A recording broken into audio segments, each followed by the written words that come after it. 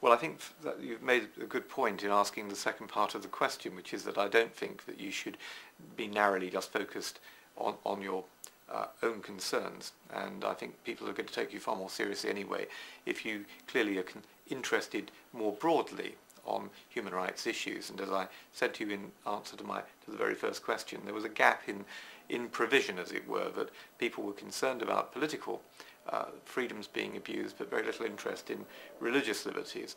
And it seemed to me that to come into this argument via the abuse of the rights of Christians in the former Soviet Union was a good place to start. And yes, I think you have to care for the household of faith, and as someone who has Christian beliefs, I come from a Catholic background, I see no conflict in caring about people from my own community, but caring about people from other communities as well.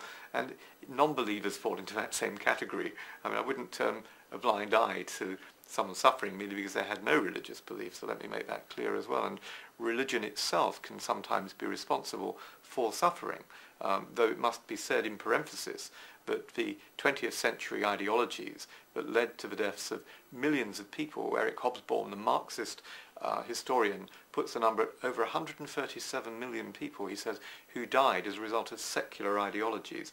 So yes, of course, you can talk about the Inquisition, or you can talk about radical Islam and Al-Qaeda, or whatever it may be, but you have to also accept that secular ideologies such as Nazism, fascism, Marxism have been responsible for vast numbers of violations of human rights and deaths in the 20th century. More people died for their faith in the 20th century than in all the previous centuries combined.